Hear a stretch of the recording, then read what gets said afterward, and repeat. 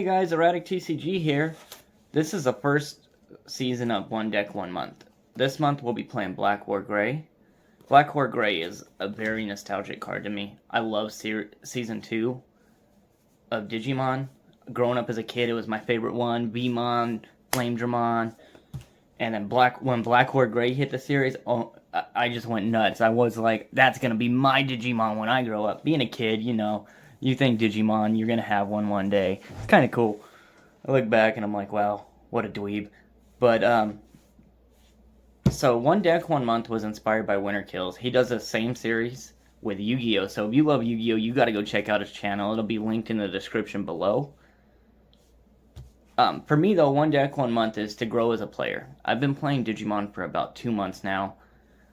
I love the game. Came from Yu-Gi-Oh! I don't touch Yu-Gi-Oh! Anymore, to be honest with you. I picked this game up and just fell in love. Now I'm here on YouTube. And speaking of which, I want to give a thank you to everyone who's liked, commented, and subscribed so far. You guys mean the world to me. I know we're just a small channel right now, but I hope to grow. We did start a Discord. It'll be linked in the description below as well. Feel free to join. We're going to start hosting free tournaments, and then once it gets big enough, we'll do cash prizing with entry on those ones as well. But we plan on keeping the free tournaments going, just so like people that can't afford to play in tournaments all the time get a chance to play, enjoy the game. The community is very welcoming right now, and we plan on keeping it that way. We hope that you guys join, fall in love. We talk about decks, we talk about life, everything, and you're always welcome. And let's get into the deck profile, though. I'm going to send it over to myself. Starting off with the eggs, we play 4 Koromon. Koromon, when attacking, if you have Greymon or Omnimon in its name, it draws 1.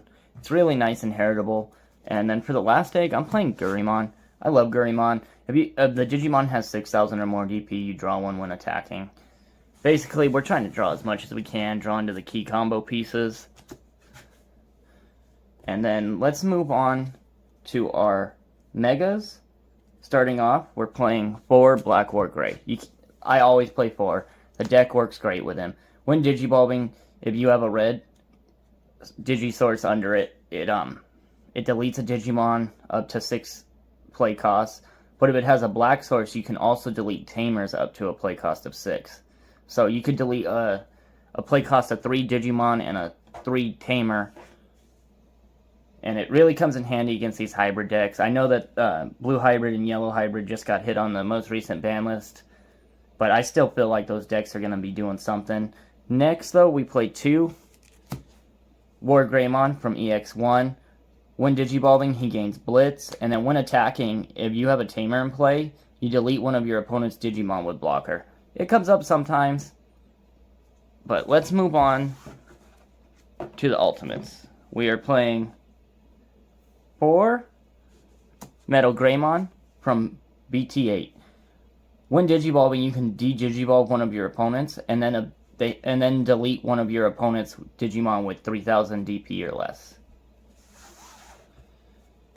Next, in the last ultimate, we're playing 4 Metal Greymon from EX1. When attacking, you can delete one of your opponent's Digimon with 4,000 or less DP. His inheritable gives any Digimon with Machine or Dragonkin in its traits Piercing.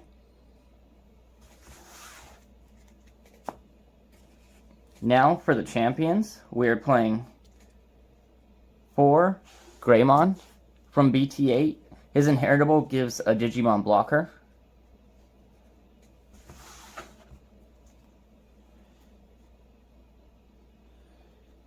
Next, we're playing 4 BT5 Greymon. When Digibulbing, on top of an Agumon, you gain 1 memory. So if you tap 2 Nokias to Digibulb into him, you end up gaining a memory for the Digivolution and drawing a card. And last, for the champions, 3 Cyclomon. Cyclomon, inheritable. When attacking, delete one of your opponent's Digimon with 2,000 DP or less. I like Cyclomon. He comes up. I prefer to Digibulb into a Greymon just for namesake.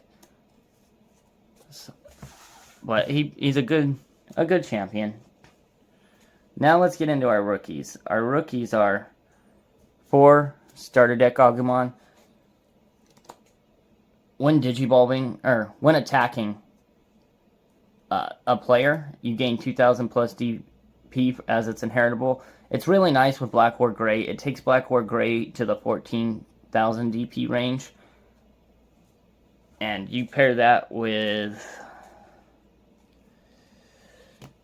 Greymon from BT5.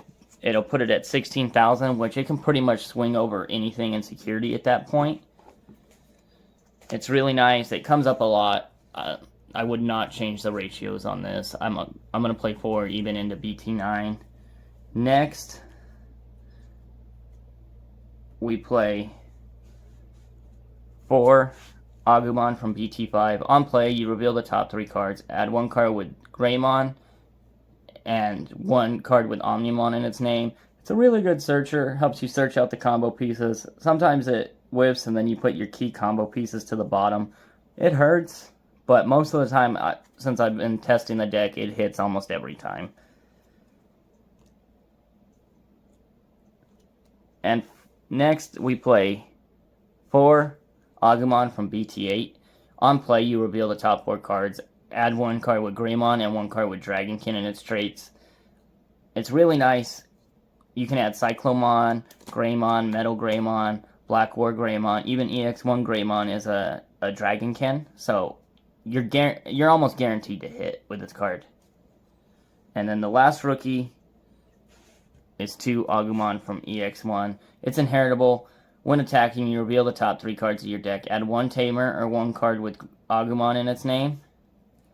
And then you place the rest on the bottom of the deck.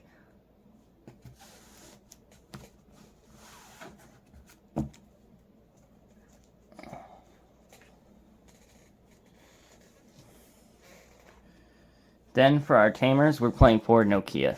I would not play less than 4. On play, you can play 1 Agumon from your hand. So basically, you play Nokia, and then you can play like this Agumon and get its on-play effect, or even BT5 Agumon, and get their on-play effects.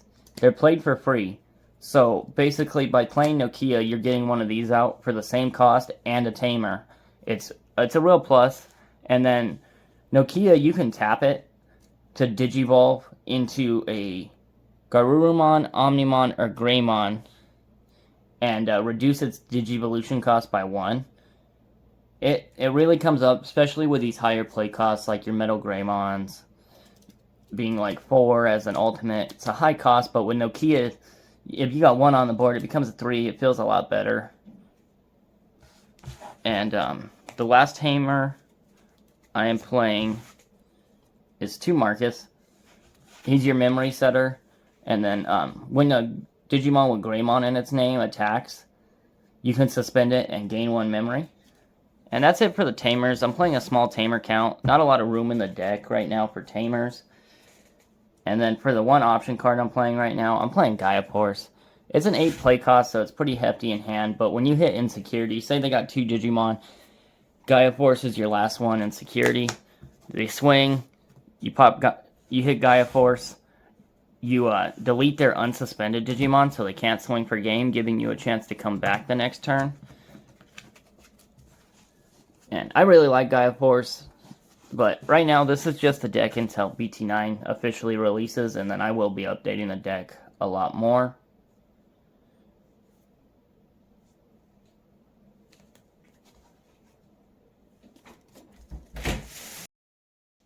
Hey guys, we just finished our first tournament with BlackWarGrey. So it didn't go well. I went 0-3. Well, technically 1-2 because my second round opponent dropped after our game and gave me the win. But I'm not counting that. He 2-0'd me. But let's dive in and talk about the matches. So round 1, I played against Blue Hybrid. Game 1, total blowout. They destroyed me. They just kept seeing their pieces. Even with Tommy at 1, we played with the new ban list. Tommy at 1, that deck is still nutty. I still think it's going to be a problem up till BT9. But once BT9 releases, I feel like it's going to have a little harder time playing. So, But going into game 2, I realized game 1 I gotta play aggressive. Like, I don't need to sit there and try and build a BlackWarGrey for game. Let's just go big. Let's play Rookie Rush, Champion Rush, and just hit security as much as we possibly can. Start doing that, we take game 2. Game 3, it's a long drawn out game. We're going back and forth. I get her down to 2 security with BlackWarGrey having piercing. Turn passes to me. I have 1 memory to play with. I swing with BlackWarGrey into her Digimon with piercing, beat over it, pierce, down to 1 security. Unsuspend BlackWarGrey. I go in to swing at security. I hit an ice wall. Pass turn. I have 0 security at this point. And it upset me so bad to see that ice wall. But ice wall is a good card. Blue needs it. Like, not really, but I'm not going to complain about it. It happens. Security is my downfall. But, yeah, round 1 was a lot of fun. I played against Mitch. This whole tournament was hosted on the Discord. And it was our first tournament organized as a Discord, and it went well, went smooth. The more the people, the merrier, so come join. There'll be announcements about tournaments weekly, hopefully, if we can keep up with it. I work a lot, and I host the tournaments, I run the tournaments, and I play in the tournaments. So if there's not a tournament one week, I apologize. My work schedule's all over the place. I'm a draft beer service tech, so I could get a call in the middle of the tournament and hope someone can take over running it while I'm gone. Round 2, I played against Armor Rush. Deck is awesome. Love that deck. One of the first few decks that I picked up when I got into the game.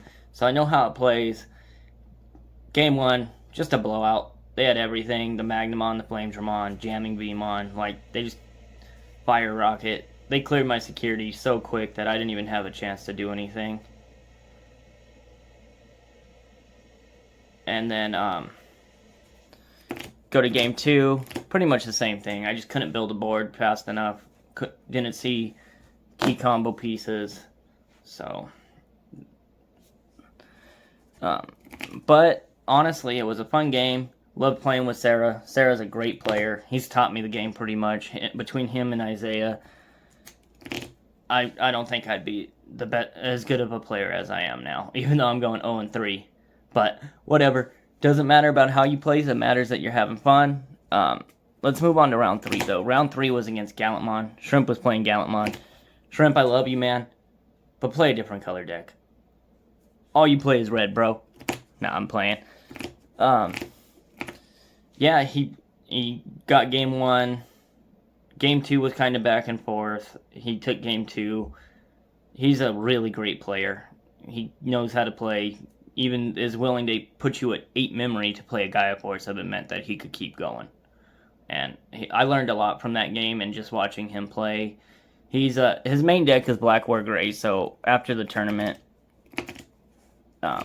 he gave me a little bit of advice on the deck, and there's some changes that I want to make, like EX1 Agumon. I hate this card. If it said you may reveal, I would play it more often, so I'm gonna have to find something to switch that out with. And but when next week goes up, BT9 will be released, and I'm probably gonna drop him to play the X antibody stuff, and the whole deck's gonna go through a revamp. I just wanted to see how it played in BT8, and figured that with starting the week off on the last week of BT8 and then moving into BT9, it'd be a great deck to start with. The eggs performed amazing. I love the consistency they give. And I really need to work on myself too. I made some misplays where like I didn't tap Marcus to gain a memory when attacking, and that could have saved me multiple times.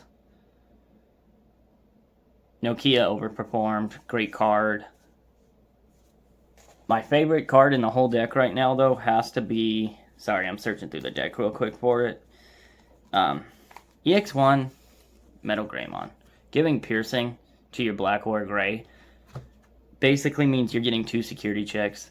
I've even thought about teching in the plug-in D plugin, the security attack +1 plugin. I think that would help to piercing that and metal and BlackWarGrey. So you give it +1 security, you swing at a Digimon, you delete the Digimon, you check 2, you unsuspend, you swing again and check 2 more. That's 4 security right there. That's probably going to be one of the changes I make going forward if I have the space. Honestly, this tournament went really well. It was a lot of fun playing with everybody. You guys should join the Discord. We're going to host this stuff all the time. Everyone's very welcoming, and if they see a misplay you make during the game, they'll wait till after and tell you, like, hey, you could have probably done this and it would have helped. And that's really cool to me, especially for anyone that's just getting into the game. You're more than welcome to join. We're not the best players, but everyone in the Discord is really cool and open, and they'll help you with your decks. Like, you post a deck list and you're like, hey, what should I change? They'll give you advice. They're not going to be rude. And we all understand everyone's on a budget. So feel free to join the Discord and come hang out with us, and hopefully see you in next week's tournament. And maybe you guys can watch me top. I'm not going to top, but hopefully one day, by the end of this series, we'll have a top with a BlackWarGrey in the locals. At least on the local level. Yeah, this tournament, I had a really good time. Well, that's it for this week's episode of One Deck, 1 Month. Next week, you'll see the changes that I'm going to make. And thank you guys for watching. Don't forget to like, comment, and subscribe. And stay erratic.